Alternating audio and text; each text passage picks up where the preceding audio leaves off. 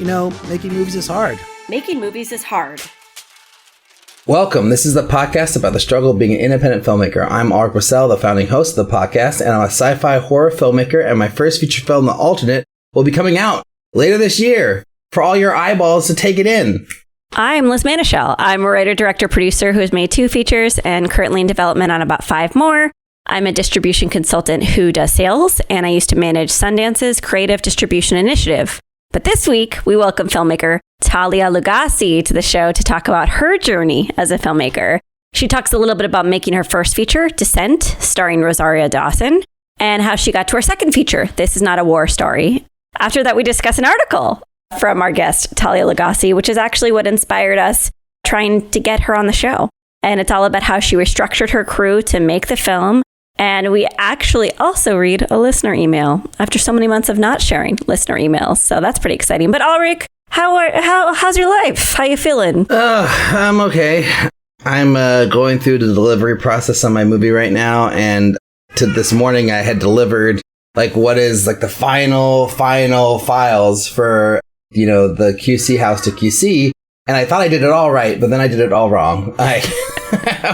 Because they have all these requirements. It's like 10 tracks of audio for this, and then they want all the stems, then they want all this in stereo as well. And so I had everything organized, but then, they emailed me this morning and they're like, hey, so we wanted that all linked onto the QuickTime file. And I'm like, what? You didn't say that you wanted it linked on the QuickTime file. And then, of course, I read the fine print, and then, of course, it is there in the middle. And then it's all this other stuff that I didn't do that I was like, oh, wait, you wanted me to do that too? What? I have to do this? So I'm just kind of going through all this crazy, realizing how I screwed up and, figuring out how to fix it. And I think we've solved it mostly where they can do the job with what they have. I had to send them 2 files through the internet that I didn't give them properly. Yeah, feels like it's okay, but it's just man, delivering a movie, it's hard, man. And it's harder, international asks for so much more than domestic. And it's I'm doing the international right now, and then I got domestic coming up right after, and I'm trying to juggle them both, and my head is beginning to spin, and I'm wow, I wonder if I'll ever have post supervisor do this for me, or if this is gonna be it for my future as a filmmaker. Yeah, it's worth the fee. It's worth the fee to work with the post house sometimes. I don't got the money, Liz. I don't have the money. All the money was spent on visual effects and everything else. All the extra, that's why I edited the movie, because it's we had no money for this.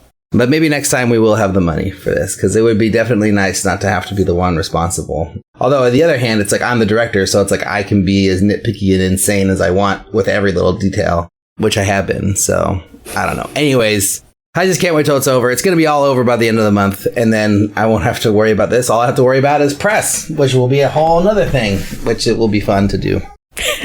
But yeah, how are you doing, Liz? Have you recovered from? I know you had quite a crazy travel situation getting back from the holidays. Yeah, American Airlines lost my checked luggage and my son's checked luggage. So for 2 days, I was just what if this is it? What if I never see these items again? It's weird. I'm not a very materialistic person. I wear the same thing over and over again. I don't go shopping. But there were a few things in those luggages and that baggage where I was just oh no, I would like that back. And as soon as I took the initiative and went down to Burbank Airport myself and figured it out, I felt whole again. So I am a materialistic person. I really wanted to be rejoined and reunited with my things. So yesterday was just a really nice day of unpacking and hugging my jean jacket, and then hugging my jean jacket again because I really missed it. What else is happening? We're doing visual effects for the short. I have a new title for the short, which is really exciting. It was at a really bad title for months. It was called Halloween Masks, and I came to the title. It's now called Witchy. So we have a film called Witchy, and we're doing visual effects. We're doing sound. We're doing music. And then I guess the thing I wanted to bring up is that just before we got on the call, I just decided to post all the projects I'm in development on as a pinned tweet on Twitter. And I was like, why not? Why not? Just do it. Just put it out there. And then I wrote on the tweet, let me know if you're interested in investing. Nothing's going to happen of it. Why would any investor be oh, Liz, I've read your tweets and I would love to give you money and invest in your career. But I thought, why not? This is a public forum. Shoot your shot. So I'm shooting my shot on Twitter this week. Okay, I was going to ask you if it already returned somebody reaching out, but I guess that hasn't happened yet. It was 10 minutes ago. No. So who knows? Let us know if it does work. I will be copying you. Yeah. In the future. Might be trendy. Well, I found investors through my newsletter. So I was thinking like, well, this is kind of an extension of a newsletter, right? It's like these are people who are vested interest, just like I follow certain people and I'm like interested in what they're doing. So it's like, well, maybe it's probably foolish, but I'm just doing it. So that's my life. What do you think? You already have responses, so Oh, do I? Yeah, someone called you a damn supernova. So, that's not good. No? Did you hear about Screenwriter Twitter last week? I was following some of the stuff on on Twitter, but I didn't really understand what the deal was. People were upset. I only know very little details, but people were upset about someone, and I think they were not a very good person. And the clue to that person's identity was the word supernova. Oh, really? Yeah. Huh. Well, and what did they do? Look, I couldn't get all the information. I saw that possibly it might have to do with sexual abuse. So it was like outside of just like drama, complaining about Ridley Scott or something. It was like real I saw crappy stuff. Some guy respond and say like, thanks for the support. It's been a tough week, and like all these things that people are saying aren't true, blah, blah, blah. And then a bunch of people like, you're one of the good guys. How could anyone put your name through the mud? You're a great person, blah, blah, blah. And I was like, wait, what? What? So this is what's going on here? And I couldn't find what they were talking about on Twitter. Like I couldn't find the original tweet that was like referencing. So I don't know what's going on. Maybe these are two separate things that Twitter, told I me don't about know. you're talking about, but I don't know. Most of screenwriting drama that I read was a bunch of people trying to figure out what the screenwriting drama was. It was like all the tweets were like, who are you talking about? My DMs are open. Please tell me what's going on. Like, I never got anything definitive either. So it might have been nothing. Like, this core of it might have been absolutely nothing. Yeah, I don't know. Very interesting. And that was screenwriter Twitter is very interesting because then there was like somebody who was like shitting on a writer the other day, and they were like saying like, oh yeah, like because they're supposed to be a great writer, but then they ended up writing WandaVision. Ugh. And then like all these other screenwriters being like, yeah, that's not like a burn. Like WandaVision's great. And this writer is great. Like, how could you burn this person? I was like, wow. Screenwriting Twitter, like, I don't know, dude. Like, there's some crazy shit going on in there that I don't understand. And I'm like, why would you burn on somebody who's like successful for no reason? It's remember listening to someone use the phrase screenwriter Twitter, and I was like, is there another Twitter that I go to get to screenwriter Twitter? I was like, what is the pathway to get there? I didn't realize it's just a bunch of people talking about writing, and that we collectively have decided to call it ourselves screenwriter Twitter or screenwriting Twitter. We've invented a club. I thought it was really appropriate that you said it like that because I haven't really thought of it that way. But like, yeah, it'd just be like all these writers talking about the same thing, and like they're all they all seem to know each other, and they're like, yeah, this guy, blah, blah, yeah, we're all pals here. It's like, oh, the screenwriter nexus of Twitter. Interesting, fun. Do you know what else is fun, Ulrich? What's fun? Patreon. Patreon's fun.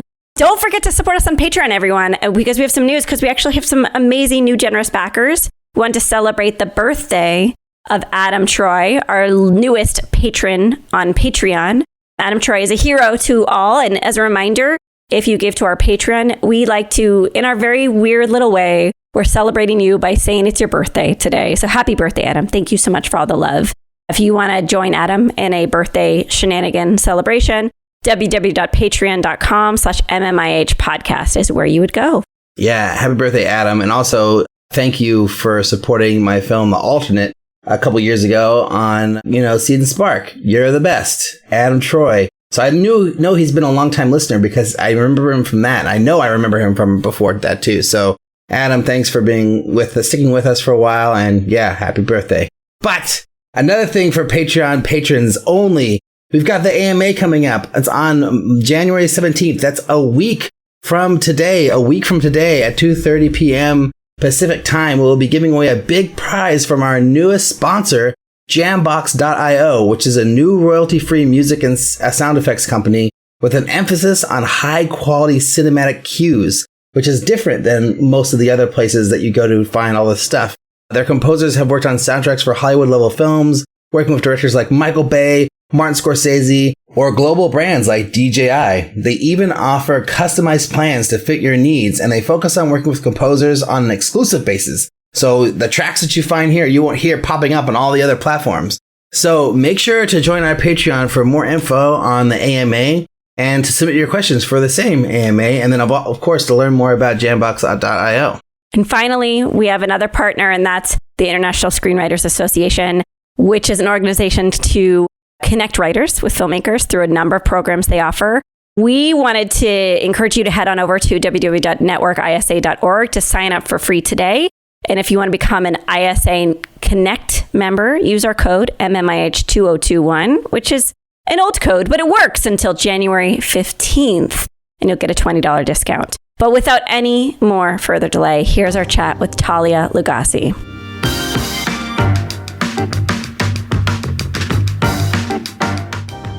So, Talia Lugassi, can you give us the elevator pitch for This Is Not a War Story?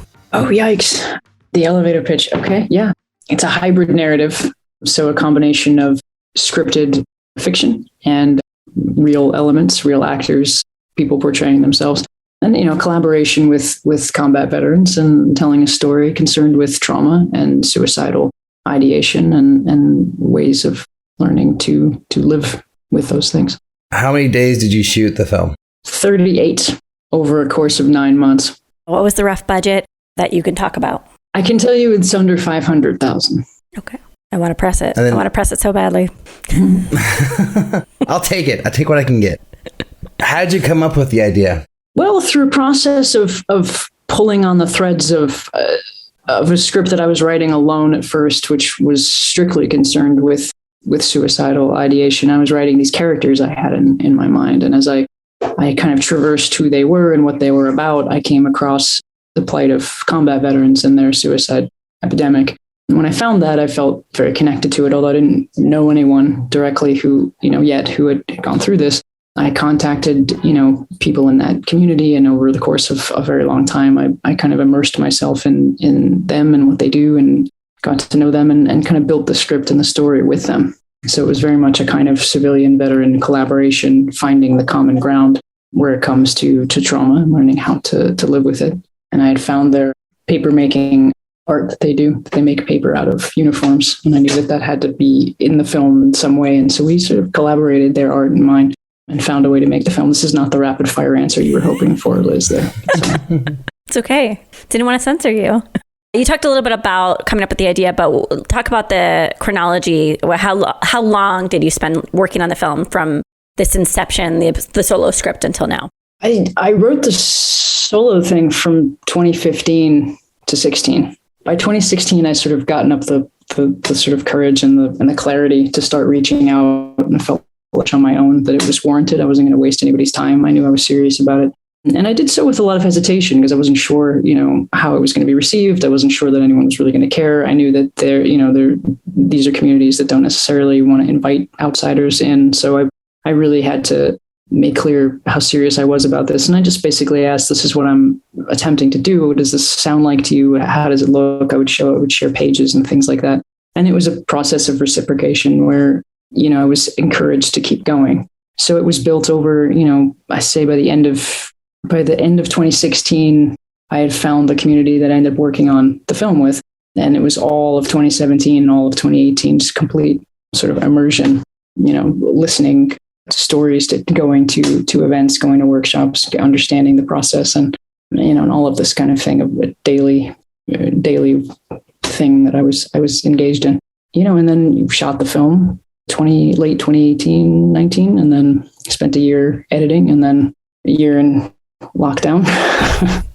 So yeah, it's been a few years. Compared to all the other projects you've made, how difficult was this one? Oh, it's, of course, in some ways it was the most difficult, but it was always also the most fun. It was very grim for obvious reasons, but the whole way that the film was set up was quite different than my first feature, which was much more traditional. That had a budget of $1 million and a crew of 40 people and a schedule of 24 shoot days. It's very much more standard kind of configuration. And it was in a way very very difficult to make that one because I was dealing with a whole cadre of producers who really were not on the same page with me about what the film was. So everything was a fight. Whereas with this, with this film, this is not a war story. It was, a very small crew and all of us in it for the reason that we wanted to see the film made. And much more equality going on in our participation with it and much more time. The shoot schedule being spread out the way that it was really enabled us to do all the creative things that we wanted to do in a time frame where it wasn't going to, be exhausting or ridiculous the way that independent film shoots usually are. So yeah, in some ways it was monumentally difficult. It was also so much more rewarding and, just fun to engage in because I wasn't fighting, which in some ways is more exhausting. Yeah, if that makes sense. I don't know. Oh my God, there's so many questions. I'm curious about 2018. How do you manage a life where you're immersing yourself in a project, but also sustaining the rest of your life? It's a great question. I had kind of accidentally stumbled into teaching, which I did part-time for a while. So I could work 1 or 2 days a week teaching, and then I could spend the rest of 100% of the rest of my time working on my films. I managed to go from part-time to full-time, which then was that much more supportive for obvious reasons. And I worked like hell to get that position because I knew that this is one of the few types of jobs that could support me just enough that I can make my own schedule. I can make my own hours. I can do something that I love doing that doesn't feel like a compromise. And that does actually sort of very directly inform the filmmaking because I'm teaching film. So I'm constantly in a dialogue about how I do it and why I do it the way I do. But it also is just enough of a financial kind of stable ground to walk on. So in many ways, I don't know what I would do, quite frankly, without that aspect of my life. It's a real cornerstone that's been very grounding. But it's essential. You cannot undertake filmmaking without that, something like that, which I tell my students all the time. While we're on the subject, yeah. Do you do other things to support yourself in addition to teaching, or is it just like the teaching and then all the other time is filmmaking? All of it. Yeah. When I was teaching part-time, I had to do other things. I was, but at this point, now that I have a home where I teach, which is at the new school, it supports me just enough that I can, just do that and the filmmaking. So, and it's again, this did not happen overnight. This was just many, many years of just really dedicating the hell out of every aspect of that job that I could to prove that because I don't have a master's degree. I barely, finished. I went to NYU Film, but I barely finished. I was not really interested in that whole path. That was not really where I was going. But when I finally did find teaching, I found that I really did love it. It just came very, very naturally to me. And having a dialogue about film was my God, you can just geek out on so much and it's great. So I realized that it's something that I could do very well and that would support the filmmaking, in a really positive way. So I pursued it like a mad person because I knew how much it would help, Can we go back even more in time to the first feature? Because you dropped kind of a little bomb in there that I know, at least I know Ulrich really well. And I know that he probably has in his list of questions. How did you get yourself in a position of funding a film, your first feature for $1 million, to then learn how you didn't want to put a film together from that point? Cool. So, the budget at that point had to be that number because that was 2007, 8. And at that point, at least for my money, digital was shit. So you still had to make a film on film. So we shot that on 35. So yeah, but it's true. A few years later that did change, right? But the way that turned out was that I wrote the script for a particular actor, Rosario Dawson, to play the main part. And so, and she and I had met in an acting school several years ago, which I went to as a teenager because I couldn't get into a film school yet. We met there and, we made short films together and things like that. So, I wrote the part for her. And because of that, I think it was relatively possible to get that money. I won't say that it was easy by any means.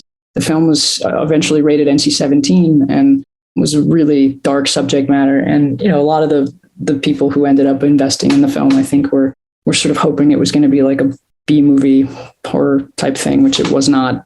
And, it's a sort of rape revenge film, specifically about just the futility of a revenge situation and how damning that is.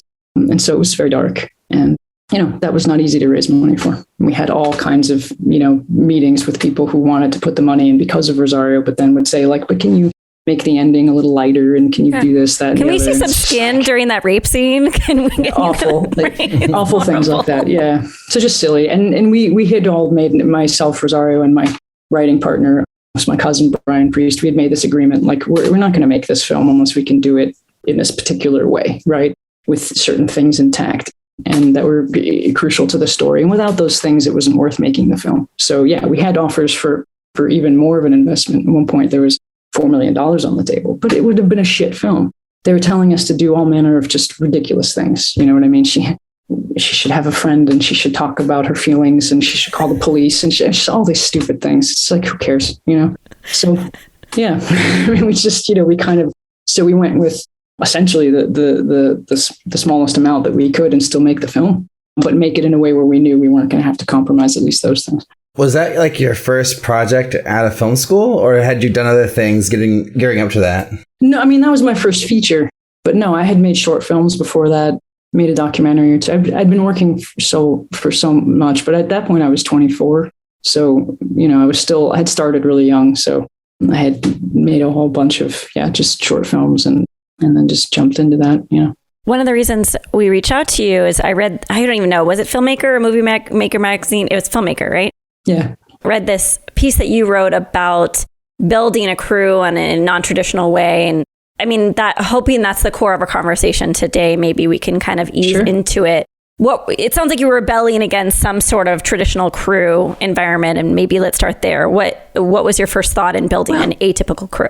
Because yes, in making the Descent the way that we did, I had that experience of trying to cram a very serious subject that was tasking a lot of actors into this ridiculously short shooting schedule with this very, I would say it's a bloated number of crew people, but you can't really say that at that time because really we had the number of people that we needed, right? Because we had to shoot film. This Is Not a War Story was made in 2018. This is a completely different situation with what digital can do, what lighting you have access to, all the different tools have changed so much at this point that like I'd been spending a long time getting to know exactly what these tools could do to liberate not just myself, but the rest of the crew and cast from having to go through something like that again. Like, how can I set up a situation whereby the only people who are on set are people who deeply give a shit about what this project is and they really want to be there? So nobody in suits walking around huffing and puffing and yelling and, all kinds of ridiculous things. We just don't need that kind of thing. So provided that we can create that, that's what I was aiming for. And that's what I was trying to build with this. So it came with, for one thing, learning the tools and figuring out how we could, logistically do it. I'm not sure if that answers the question quite, but yeah. And it very much was a rebellion. Sure. I mean, I want the tools of production. I don't want to have to ask for permission. I think it's silly because most of the people who have all the money that you think you need to make a film are not going to give you permission to make the kinds of film that you want to make. And I'm, if I wanted to go down that route, I would have done it a long time ago. Like I didn't make this film so that someone would hire me to direct a TV show. It's just not where my life is. You know what I mean? It's never been in my interest. And I'm not putting that down. I'm just saying that's just not my jam. I just want to make the film and tell the story as it needs to be told and be loyal to that, Really quick follow-up question. Like what was your crew size on This Is Not a War Story compared to the 40 that you had on the other film? So roughly between 8 and 10 people, 8 to 12 sometimes. Nice. We had some days where it was just, 3 of us, doing a 6-hour day, just really trying to break things into small, manageable pieces. And look, I was thinking strategically with my DP and my production designer, DP Ryan DeFranco and production designer wardrobe Noah Bricklin, all the time as collective producers, the 3 of us going, okay, like moving the pieces where we needed the pieces to be to make this manageable for us, with the underlying understanding that like at the end of the day, I'm doing 5,000 things all the time. And I expect that of myself and I don't expect it of anybody else. And that's how this happens. So I'm working 25 hours a day, 7 days a week for 5 years. Fine. Because I want to make the film. Because I would rather do that than have to have more money and have more people to answer to who are not interested. This to me is more fun. if whether I can do the same thing when I'm, 60 or 70 years old, I don't know. This requires a lot of energy, but I can certainly do it now. And without a doubt, I'm going to do it this way next time. There's no question. So. And how did you organize your shoot? Sorry, Liz, one last quick question. How did you organize your shoot schedule? Because you said it was like 30 days or something across 9 months.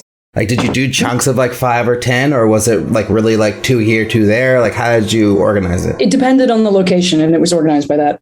It ended up being about 38 days total. So the first thing that I did was I split the movie into 2 basic camps of where it took place. There's an upstate sequence that's basically around a cabin and adjacent to that, woods, that type of thing. So up in Ithaca, New York. And then there's a paper making studio. It's the other kind of major location part of the movie. That's a real place.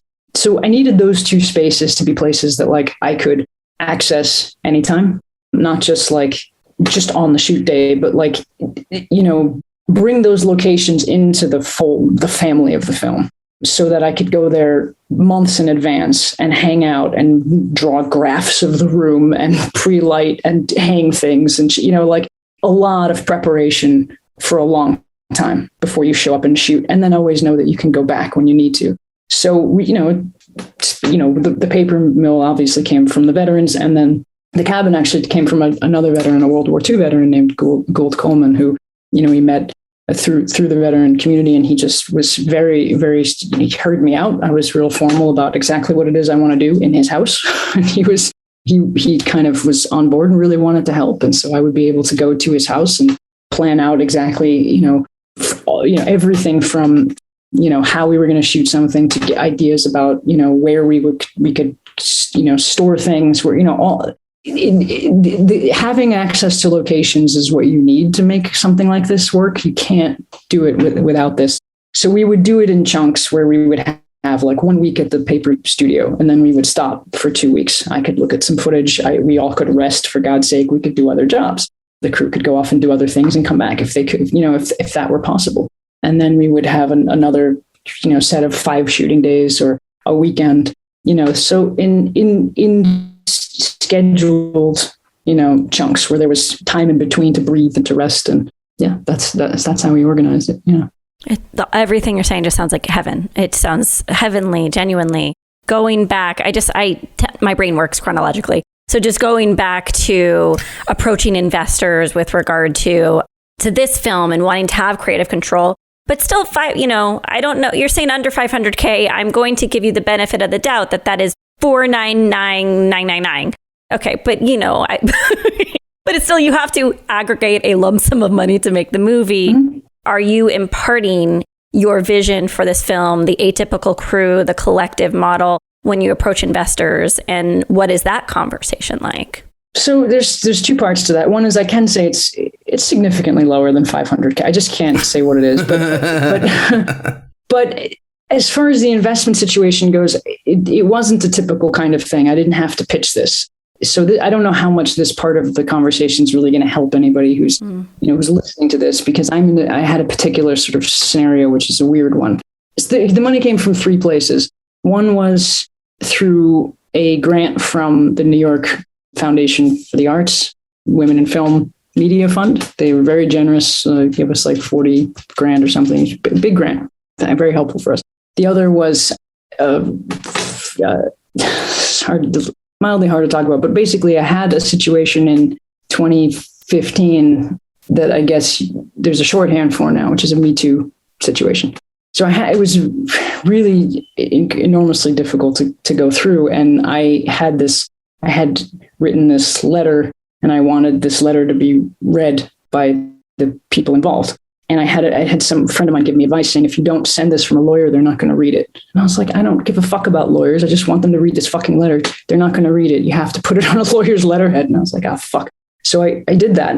I was like, fine, can you just send this for me? So long story short, there ended up being this NDA and this amount of money. So I was like, okay, I'm taking 100% of this and turning it into a film. I didn't touch it. I took 100% of that and made it into this film. And in addition, and it was not a lot of money.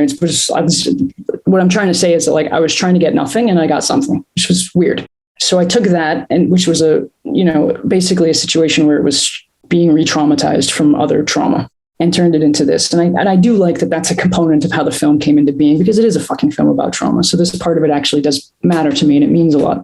And then the third component was Rosario as an executive producer coming in to basically fill in what we were missing, which was critical because there was a certain point where I couldn't cast the main actor. Sam Metagoke was not in New York, and we were filming in New York. And the cost of needing to fly him here and put him up was like, oh shit, like I really want this guy in this film. What are we going to do? And Rosario's like this absolute, sort of, she can see exactly what the vision is and see exactly why it needs to be what it is. And was like, no, we will make this happen. And she did. And so it's so those three components made the film come into being. And it was just enough to do what we needed to do. So like I said, it's a very particular situation, but what it reflects, and as I make another film after this, the same idea is that like, I'm not trying to do the thing where you beg for money and pitch and make lookbooks and things like that. All I'm trying to do is keep costs down enough that all I really need to pay for is paying the people who work on the film. Because there are some ancillary costs, of course, but like you should, there are ways to think about how to make a film powerfully cinematic without having to go through a lot of the things that other movies do. I can only speak to a certain kind of film, which is the kind of film that I love, which is character-driven, humanistic actor type shit. I cannot make a Marvel movie this way or a James Bond movie this way, but I also don't care to. So I'm cultivating this on purpose. That's the short. But even raising the kind of money you're talking about, like you still have to get it from somewhere. And it sounds like the process you follow to make this film isn't necessarily repeatable. Like you can't. No. Like you're not going to have another situation where that money doesn't come. So you're going to. That's exactly what I mean. It's not repeatable. So, but the other thing I didn't mention too is that like I have savings from being a teacher that I also just shoved into wherever I needed to. Just like this is, and that requires a certain kind of lifestyle too. I keep everything as minimal as I can. I go shopping for clothes once every 2 years, 10 years or something at the Goodwill. I don't know. I just don't. I like ramen. I don't know. I keep things as low as I can so that I can, and I have a job whereby I can, whatever savings I have, I can funnel back into the film. And I realize that everybody's, it can't possibly be the same scenario for each person, right?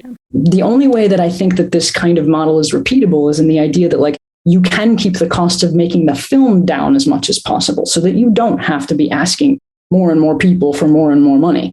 It is possible. One of the ways that we did this is by figuring out exactly how natural light and practical light and a whole kind of lighting schematic, which I do talk a lot about in that Filmmaker article, how that completely changes the equipment that you need and all of the things that go with that. Making this film wouldn't have been possible without that very specific lighting scheme. Now, it worked for our story. Will it work for yours? I don't know. But I think that if you're trying to liberate yourself from the kind of purgatory of raising money forever for a film, you have to think outside the box about like, what is it you actually need? Because I don't think that most movies need 9 trucks full of lights. I don't think so. Not the kind of films that I'm talking about. Again, like, no, you can't make a James Bond movie with this, but you can make a Cassavetes sized film if it's character driven. And there's a lot of ways to think about that too. And also having an eye for what locations will serve you. If you find a location that already has cinematic properties, your production budget is 0. And that's what it should be. So again, other than paying people to work on the film and feeding them well and taking care of them and having overtime if you need to, and hopefully not having it, there are things that become possible when people are as excited as you are about what the film is. It mattered to more people than just me, which is another thing that enabled it to come into being. Like the World War II veteran who came on board and provided his home and we could shoot there and all of this. The story mattered to him. And he could see that we were serious about making the film and we were diligent and we were going 150% to be careful and to be clear and communicate. I mean, there are things that you can do that are outside money considerations. And then it ends up that much more rewarding as an experience. He's a terrific friend of mine now. He's a mentor. He's like family. And so many friendships came from this film. I don't know how it would have been a whole different thing if it had been done another way. I don't think it could have been done another way. Does that make sense? And it does, yes.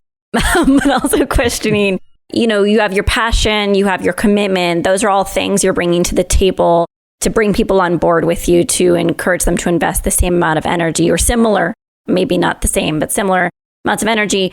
You also earlier in the conversation dropped the 3 people over 6 hours. Like, are you also offering atypical days and, not the 12 to 14 hour scenario that we're all used to? And maybe you could speak to that.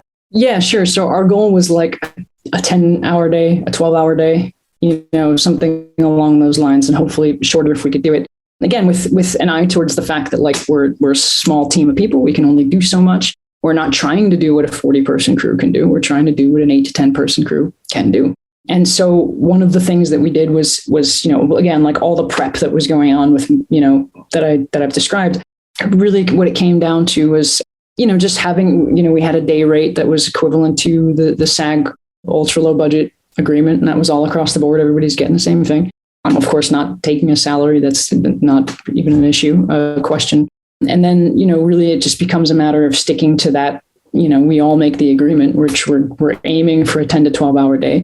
We had, I think, 1 or 2 days where we were over, and I would ask for grace, and it was 1 hour, and we had an overtime rate, and that's what we did. We had travel days, which we paid for. So again, but to me, this is what the budget is for. And if we could have paid people more, my God, that's what we want to do.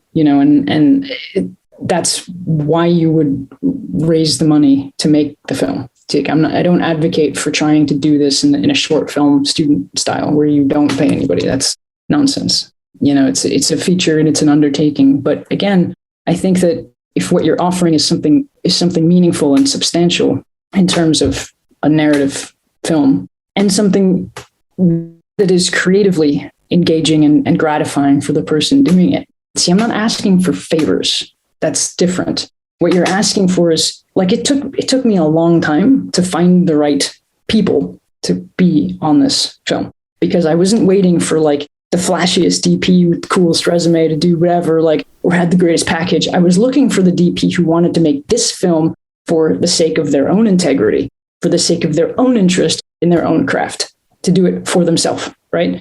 And I found them. You're not looking for people to just, it's not a stepping stone to something else. It's got to be like genuine interest in the here and now, like, we're going to embark on this thing. You want to climb this mountain with me, right? And what that takes is time. If you're in a hurry, you're going to pick the wrong people and you're going to make dumb choices, right? If you have time and you say, and I just had to keep saying this, and it was so frustrating. It took forever to cast. It took forever to find you find one crew and person, and we have to find the right person in each one of these positions. And that takes time. And you have to just be willing to say to yourself, I'm not making this film until it's ready. Oh my God, I have like 17 more questions. I'm trying to stop myself. Yeah. Well, I'm gonna pull Liz. I want to go back in time a little bit, just because I feel like the listeners of the show and myself, like, if I didn't ask this question, I think they would be like wondering, like, what the hell? But like, so you did something that most indie filmmakers don't get a chance to do. You made a movie for a $1 million budget with a lead talent in a leading role. So when the movie's out and done, like, what happened after that? Like, was your life completely changed? Were opportunities flooding your way? Or was it not that at all? Like, what was the scenario once the film was out and released? So when the film was out and released, it didn't do very well. It had a kind of an astounding great review in the New York Times and a few other places. And that was great. And then it was panned by a lot of places. And, it didn't make a whole lot of money. And people didn't really get the movie. And also, I was only becoming aware at that point of how much trauma I was living with. I managed to get through the making of the entire film with real blinders on. So when the film came out, I had real misgivings about my life. I had done the thing I said I was going to do. I made my first feature at 24. I made it the way I wanted to make it. I didn't compromise. I fought.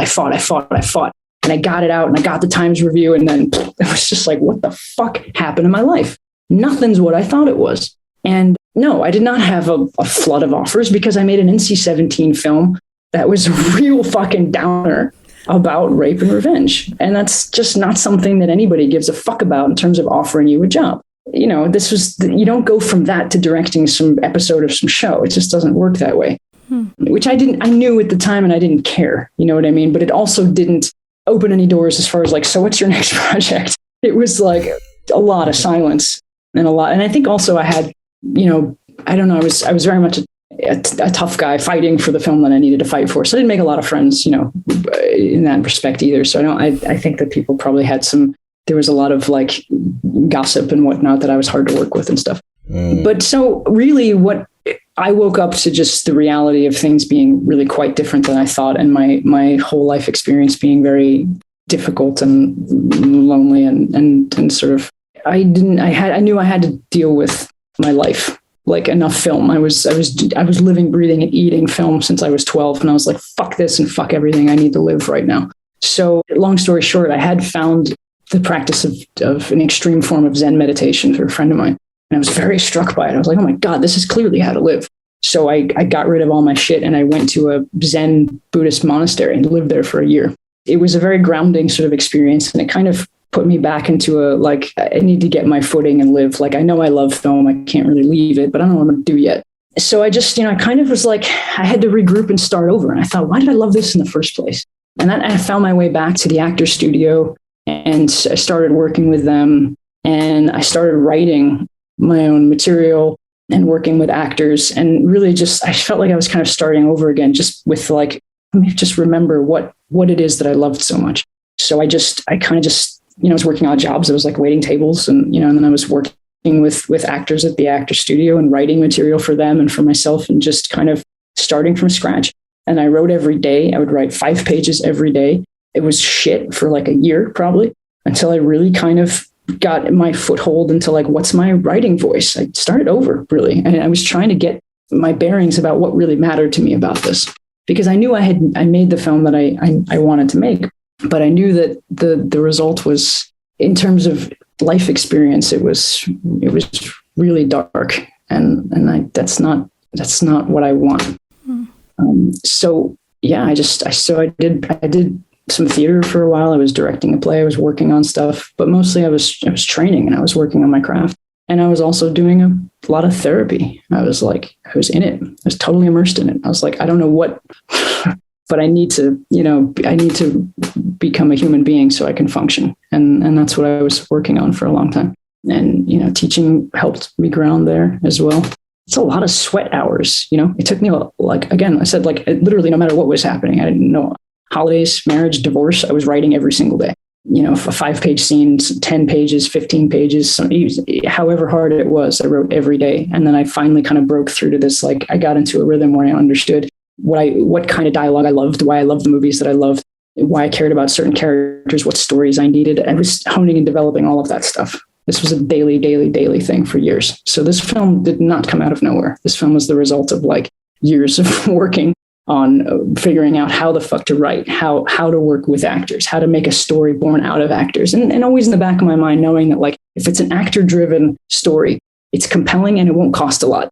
And if it's compelling and it won't cost a lot, there's a chance that I could save a couple of bucks here and there and pull it together and make the film. I know enough good actors, they're not famous people. I know enough good actors, good talented human beings. And even if I don't know them, I'll find them. But those are the components that make fascinating film to me. So that's what I was working on. And then I made this film. I'm trying to figure out a way to word this question because it feels indelicate. I guess I'm hearing your life and it sounds ideal to me. It sounds like my favorite word when I was 10, it was intense. I really embrace and am drawn to an intense character and an intense lifestyle. And so I'm thinking, sorry, this is going to get so personal and really inappropriate, but I'm thinking about my 2-year-old and I'm like, I can't make room for that kind of intensity, or at least I feel inhibited because of certain obligations that I have. And this is not the question of tell me about whether you want children or whatever. I don't care about that. And I'm not ever going to put you in that position. But I'm just curious about your personal life and your ability to live an intensity and also maintain a personal life, I guess. Yeah, I hear you. That's something that I knew I never wanted to compromise, I guess. From a really early age, I felt so deeply connected to film, to acting, to directing, to just, I knew with a lot of clarity what I wanted to do. And I knew that I don't care about suburbs. I don't care about degrees. I don't care about like a lot of things that I was told, at least what the culture tells you you're supposed to care about. I had a trajectory and I was not going to sacrifice it. And yeah, intensity was certainly like my whole, I thought sleep was a waste of time. I didn't stay up early. And, I had, when I was 15, I made a film with my best friend's grandfather, who was a Holocaust survivor. And this was like my first film, and he was entrusting me with his story, and we were collaborating. And my whole room was just nothing but books about the Holocaust and all the different books and notebooks. And just, I didn't sleep on my bed. If I fell asleep, it was an accident and I went from the chair to the floor. My poor parents, but they were, they understood there was no stopping this kind of, I was doing what I was going to do. And it was, I guess, every step of the way, I've kind of had this drive to not compromise where it comes to that. I have to live the life I'm living and do the things that I know that I need to do. I don't know how that would coincide with having a family as you're describing, Liz. And I do know that, like, no, it's okay. I'm fine to talk about it, because it is something that is so much a part of, it's our lives, right? I mean, I always felt like I'll listen for that feeling. And if I feel like I have that is something I have to do, I'll do it. But I never had that, like, as much as I felt like I have to make films, I never felt like I have to have a family. That never came. So I feel like I'm abiding in that zone where I'm doing the things that are calling me with that level of urgency and intensity. And those are the things I'm engaging in. And I'm aware that, like, because I think that bringing a human being into the world is way more of a commitment than making a film. So if I were to hear that urgency, it would have to be 10 times as loud as the urgency to make a film. And that's loud for me. So I don't know if there's a question in there really, but you have to just sort of go with what you know is energizing you, and that's what I've done. And I think that it's just been a matter of figuring out how to do it in a way that isn't self-destructive, because for a while I did do that. And that's what Descent sort of came out of, was just this, like, so immersed in this self-sacrificing kind of everything for the purpose. And I realized, like, that doesn't work, actually. I actually do have to, take care of the human being that I am enough that I can engage and put boundaries on things. That lesson took a while for me. It really, even through making This Is Not a War Story, this kind of cemented all of those lessons for me in a lot of ways. But entering into the situation, I was still, you try to live in the painting, and you have to kind of not do that, because it isn't good for anybody, and certainly not for yourself as the captain of the ship there. You can't really do that and be there for people, and for yourself, of course. So going back to This Is Not a War Story, I want to hear about how you got it on HBO Max. Like, was it at a certain film festival that you, like, made that connection? Like, how did that all come about? Yeah, it was so crazy, because we got turned down by, like, every major fucking film festival, like all the big ones, like it was just like, I thought at least, no, they all said no. Right. And I was like, God, this isn't what I was expecting. I know it's a good film. Okay, shit, what are we going to do?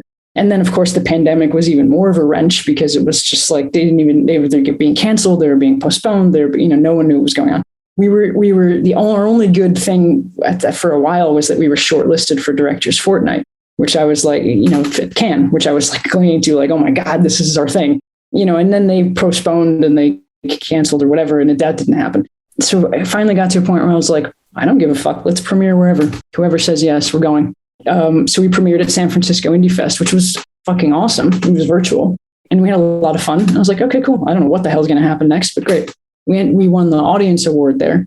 And then we went on to a festival called CineQuest, which I had never heard of. And my producer was like, nice. They're super cool. You should totally do it. I'm like, okay, my producer says they're cool. I think I'm with him, and he's, been very supportive, and we're just like, I'm going to do it because Noah vouches for it. So cool. And it was great, and it was fun. And then I get this email from them saying, Warner Media wants to see your film. And I laughed out loud. I was like, the fuck do they want to see the film for? What is this? It's silly. And I thought, you know what I mean? Like, I just thought, okay, yeah, this is great. Whatever. Yeah, sure. Send it to them. I was not that I was cynical, but I was just like, at this point, we had such a weird trajectory that I didn't think anything of it. And then a couple months went by and they reached out again. And I was like, and they wanted to meet and talk. And, Rosario is one of the producers. So we were all going to have this conversation on the phone. And I thought, okay, they're going to let us down easy because, Rosario is a producer and they want to be kind and they want to say no very graciously or whatever. And it was not the case at all. And we got on the phone and they started telling me about their company, this company called Project 150 that is within Warner Media, but they're autonomous and they represent artists who are primarily sort of on the fringes of mainstream, whatever, attentions and so on, and get forgotten about, and who need representation. And they started pitching their company to me. I was like, this doesn't sound like a no. It's kind of interesting. Pitching their own company. This sounds cool. And they're just, it's, if a filmmaker could sort of invent a distribution company, it would be this entity, because they have resources through a parent company, but they don't have all of those fucking strings. So the biggest question on my mind was like, okay, of course this is brilliant, but what do they want me to do with the film in exchange for this? And they weren't asking for any cuts to the film. They weren't asking for any compromises. And I had to make that very clear to them. I was like, look, of course we would love to, go down this road with you guys, but I have to be clear. Like, I made this film with a whole team of combat veterans who I said, like, we're taking this to the finish line and nobody's going to make a rah-rah military movie out of this. No one's going to change this to make it like the thing that it isn't, right? So I had to be real clear about that. I was like, we can do this, but I am not changing the film in that regard. They're like, oh, no, we want it to be what it is. We love the fact that it's anti-war. We love the fact that it's doing something that no other film that tackles the subject even bothers to do.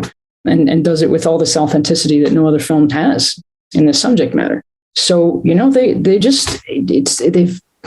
awesome. I mean, I don't know what else to say. They really are they've come through. They really have. And the film is out. And now, it's people can see it. It's available for folks, relatively, that's the most that you can hope for as a filmmaker, It's like, what the hell, that's it right there. You bring it to the finish line. You deliver the baby, whatever the fuck the metaphor is, it's out, it's done. Can you track how the Indie Spirit nom came about, or is that a clear trajectory? I don't know. I just watched the thing on YouTube. I don't know how it came about because no one told me. So no one gave you a heads up, like this is coming. Oh no. And you don't even know like the machinations, the internal machinations of how it was pitched. No, I mean, you have to send in a thing like, do you want your film to qualify? So we did that. Okay. Was many months ago. It's like Noah Lang and my producer and myself were just like, okay, what do you have to fill in a form or something and send them some things? And then I think at one point I was like, is there anything else we can do? And he's like, I've asked people, I think this is all you do. It's like, okay, we did all the things. We sent it in, and then it was just, that day of, I think that they're going to announce it today. And I'm like checking in, and while I'm like doing my taxes or whatever that I'm trying to get ahead of here. And, then there's no Naomi Watts just saying it, that was it. I really didn't, no heads up or anything. Super cool. Going back to the deal, with that company through Warner Media, like, did they pay you any amount for the movie? Or they did. Straight up? Oh, wow. Yeah. So that's the other beautiful thing about what's happened is that they paid us for the film so that we're going to make back what we spent. We're going to make back what we spent. There's a little bit left that we can then turn over to, everybody on the crew who has points, and veterans who have points, and, like people who participated can actually be paid out a little bit. It's not a ton, but the fact that it's anything is, as like very rare for an independent film. So I feel like we really sort of, we took something, really from what it was, and we created something that we all intended to create. And then this was the result of it, was really to find the right home, and then to get back what we invested is so unheard of, and so much the reward, I just wanted to know, like, now that you're on the other side of this film, like, you've got like great success, like, return on the investment, HBO Max, Indie Spirit nom. This is like the shit, right? Like, all the dreams of filmmakers that we have, these are the dreams. So now what's your trajectory looking like? Do you see opportunities to make your next movie come about from the success of this Not a War Story? Yeah, totally. I mean, so during the pandemic, before I knew what was going to happen with the film, and there was lockdown, and we really didn't know, even what festival we'd be in next or what was going to happen. I was already putting together what I knew I wanted my next film to be. I had a very vivid idea in mind, and I started tampering with it and futzing around with it, writing where I could. So I have an unfinished script, but I'm working on it. Project 150 is coming in with like 50% of what the budget is for the film, which is very small. Again, it's going to be a couple $100,000, nothing more than that. Yeah, it's a 4-character, essentially one location film that I want to shoot in Savannah, Georgia, hopefully next year. That's the plan, and we'll just apply for some grants like we did before. Same kind of, I'll going to throw in what I have, things of that sort. But it's, again, a small scale film, but it's, I'm very excited about it. And, I've been already writing it. I've been writing it for a while. So it's called Whitey on the Moon. The song. Congratulations. Yeah. So Thanks, fucking man. Awesome. Yeah. It's like the dream. This is the dream. This is literally the dream. Yeah. Exactly, man. But so many years of working. Do you know what I mean? Like, I cannot stress that enough. Like, so many years of just like hitting walls sometimes. Like, there was a point where we're in pre-production on This Is Not a War Story, and just so much adversity and things like that. And I just thought, fuck this. I can take this little budget that I have and I can make a farm. I can go do things. I can build a little artist colony. There's other things you could do with a little amount of resources like that. I was very ready a couple of times, but I continued, and I'm very happy that I did. I've tried at various points to let go of film, but I haven't been able to. So, Well, you are almost out. We have our final 6 questions, formerly known as Final 5. Good. What is the first film you ever made, and how do you feel about it now? Like the first short film? Anything. Like, it could be the first video project in middle school that you ever made, whatever it is. I guess the first, if I go way back, I made a short film.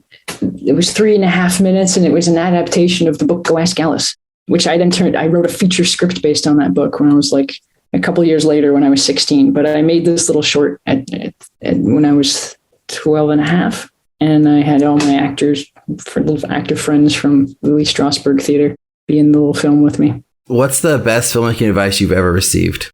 Well, it came from Werner Herzog. I was in a bit of a confused state.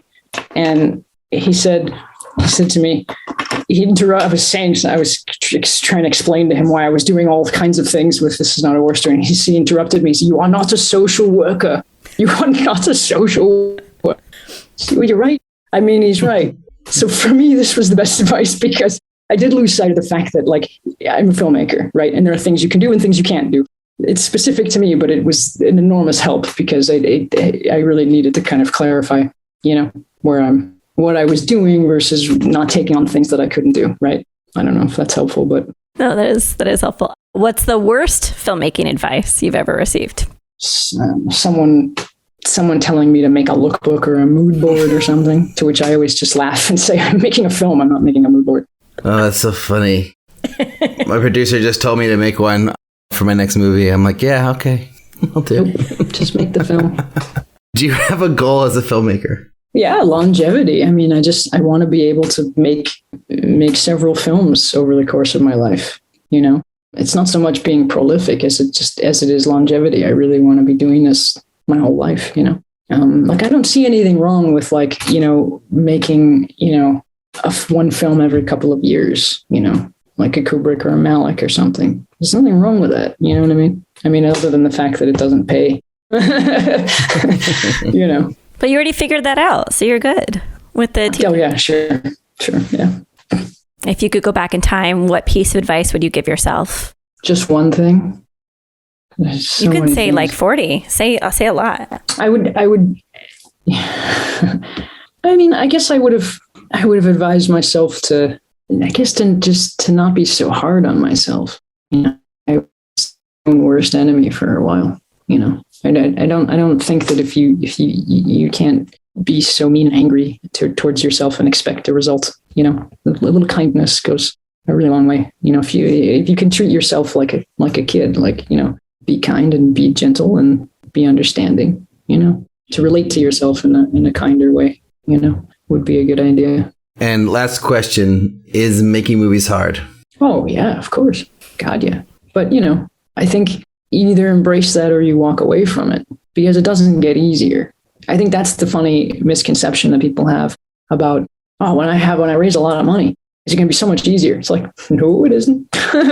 You have more money, then you have more people who care about that money, and they're interested in the investment, and they're interested in the choices you're making, and it's so complicated. So having more money doesn't make things easier. You know, the filmmaking process is hard, no matter what you're doing, no matter how much money you have, no matter what you're undertaking. It's hard. It's hard for different reasons. It's a different set of anxieties, but they're all present. So you either embrace how difficult it is and you do that because you love it, or you realize you don't love it and you walk away. I think there's plenty easier ways to make a buck than to do this shit. You know, it's hard. I clearly can't do anything else, so I'm stuck. I don't know about you guys. We're stuck too. Yeah. Oh, good. Yeah, pretty much. How can people best support you? Give us your call to action. Oh gosh. Well, you know, watch the film on HBO Max. This is not a war story. It'll be on for another 3.5 years. I think they have it for. We got time. That's Other great. than that, you know, look out for Whitey on the Moon, you know, at some point. I guess that's it. Thank you for coming on the show. Arik, what do you remember about our conversation with Talia? I remember like being really curious about Talia when we went into this interview and like really wanting to know like what happened in the gap between her first feature and her second feature, you know, and I had all kinds of assumptions of what that could be. But then just to hear her story of like, you know, basically refinding herself after making her first feature and how traumatic that experience was for her, it was really interesting just to kind of hear like what that was like that she was one of these people like I don't know if you had this, but I think every filmmaker at some point has had this where it's like, I have to make my first feature by X time. Mm-hmm. Did you have that? Yeah, I did it before I was 30 and just barely.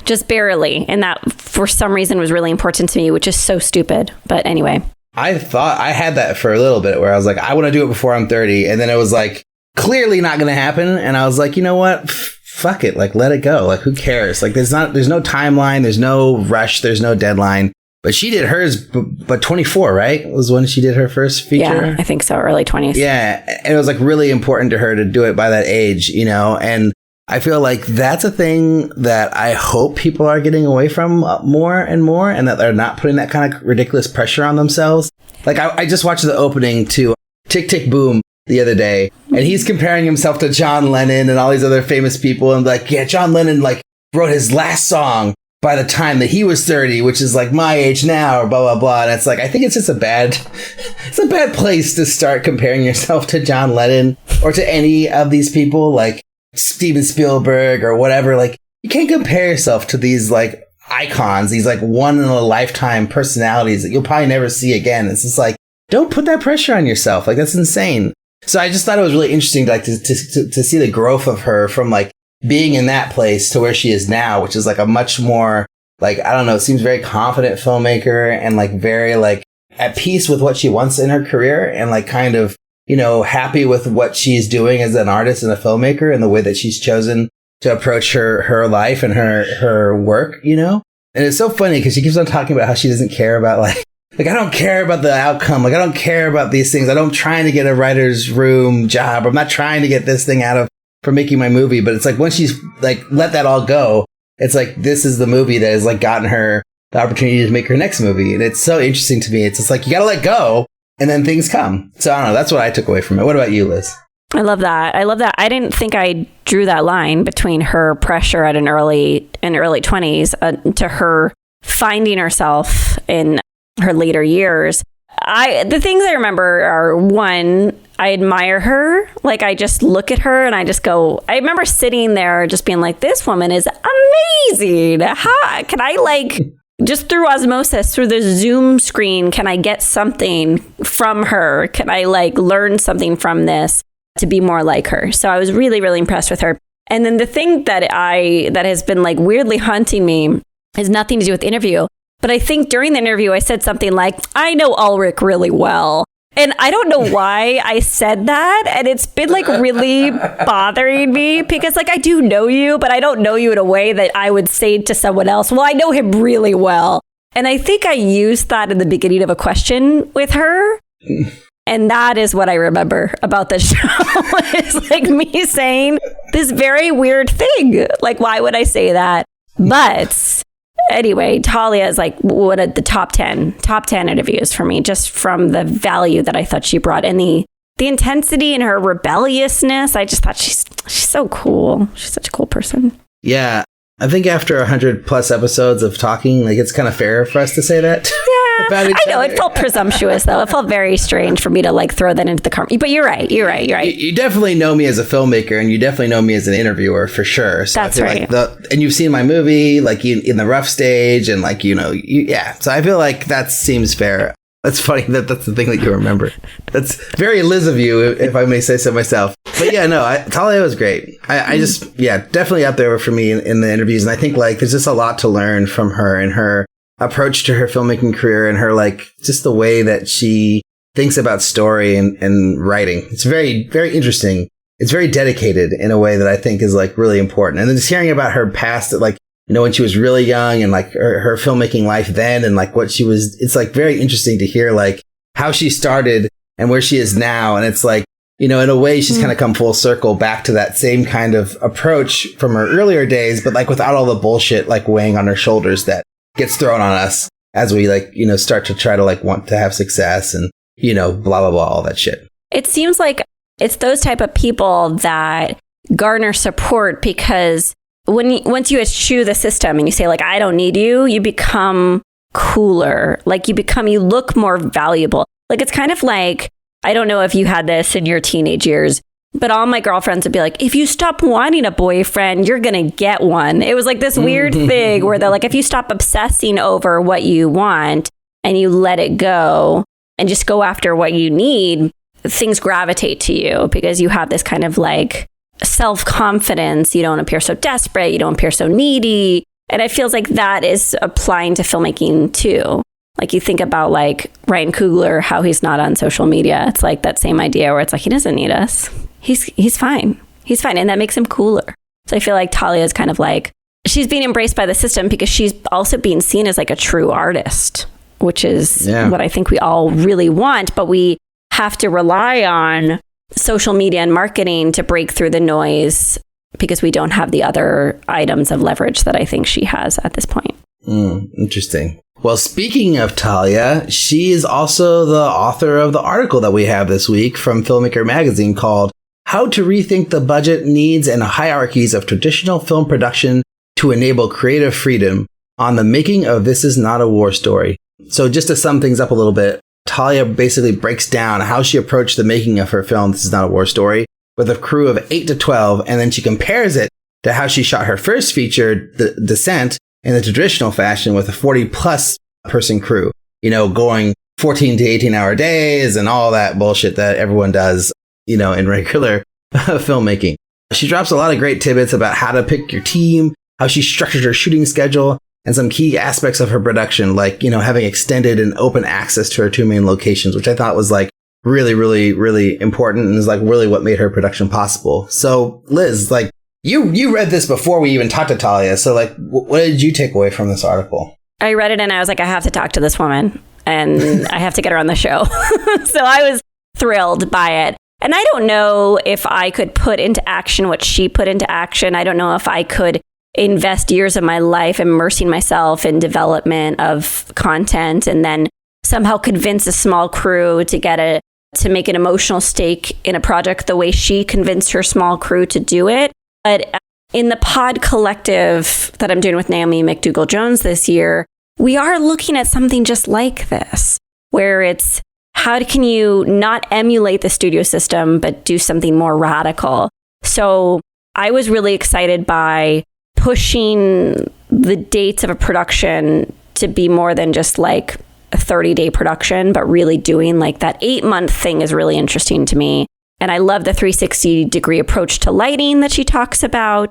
Sorry, just to kind of recap, she said that they shot in 2-week segments over 8 months, which is like comparable to Aleem Hossein, who was on the show like a year ago, talking about slower filmmaking. I mean, his was 9 years, but it's a little different. But I like the idea of not just shooting your shot in 30 days and then you just deal with what you have, but constantly reevaluating, which Christine Weatherup on our show talked about too for See You Next Year.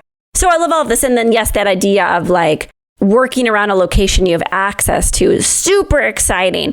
The only thing I take some issue with is she seemed to prioritize the actor-director relationship over the writer-director relationship. Like she says in the article, to avoid writers' groups and to get your actors to read your material as soon as possible, which sounds lovely.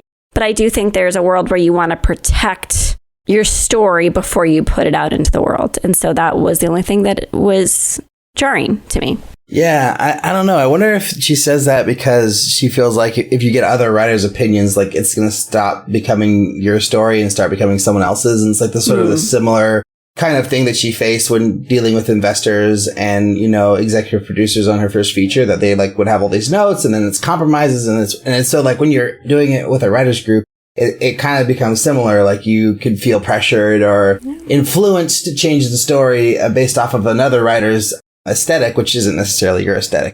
You know, I don't necessarily agree with that either. Like I kind of feel like I like to hear other people's perspective on my work and to like kind of get an insight of where it lands with people. And then it's up to me as the writer to decide like if I take that advice or not, you know?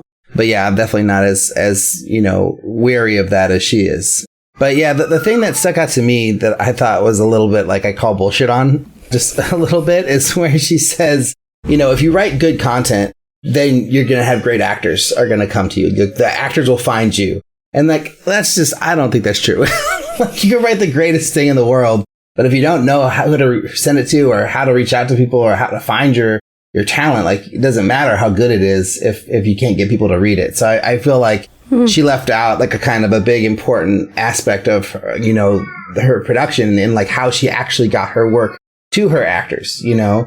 And I mean, she is an actor herself, which, you know, she talks about in the article, but I feel like her being an actor, her having connections to other actors, like I think all that stuff is like really important in how she was able to secure the cast that she was secured. And she probably has relationships with like agents or managers or somebody that she could reach out to approach, you know, some of the talent that she got. So I feel like there seems like a missing piece that maybe didn't belong in that article, but you know. It's like, remember when Ross Putman was on the show?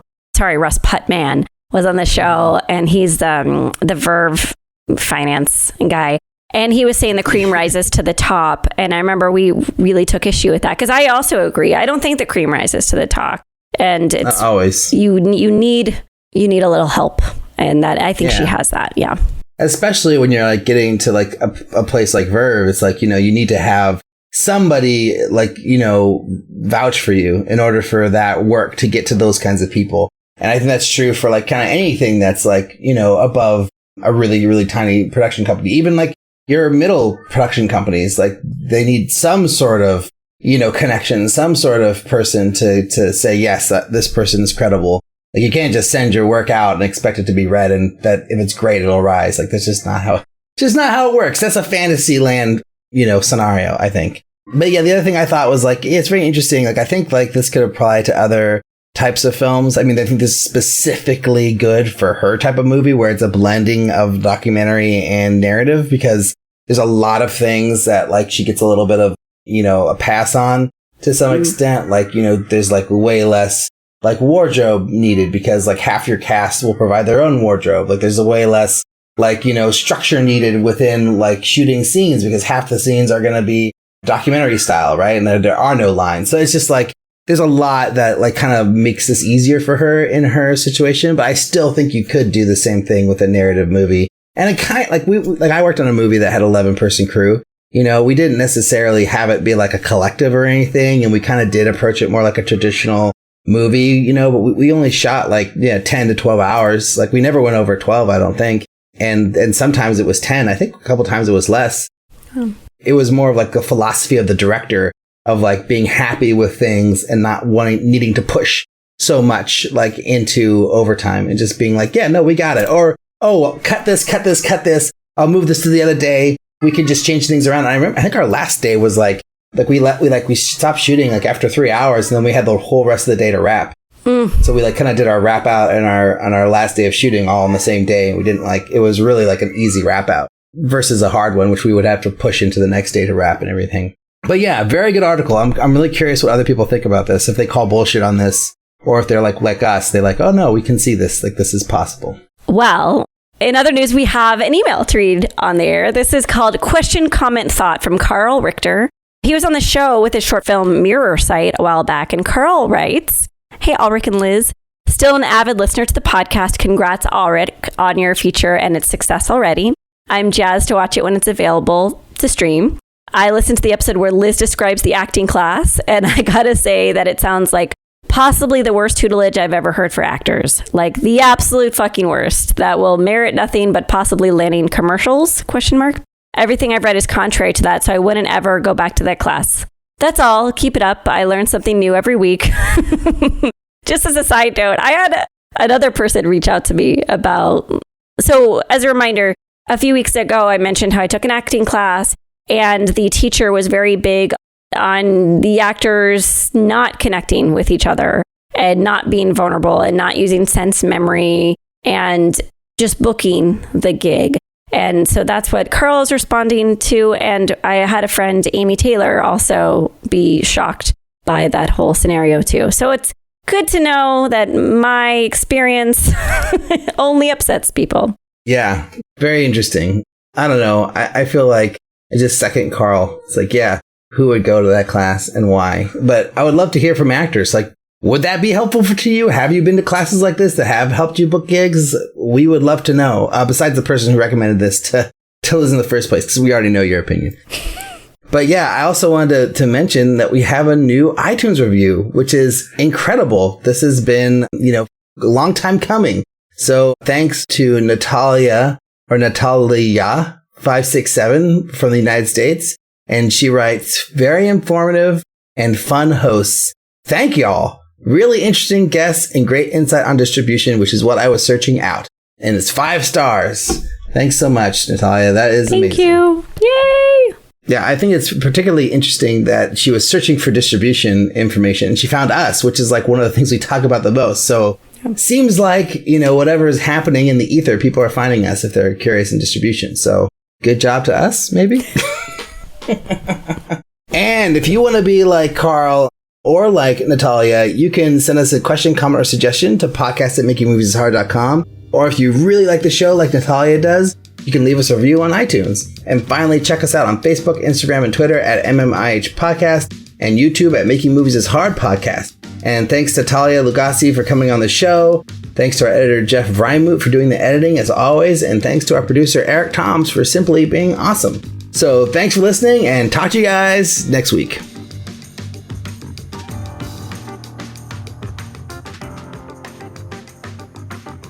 Welcome. Wait, hold on. Before I do this, I gotta do the smart thing. I have to check my audio to make sure. Check your audio levels.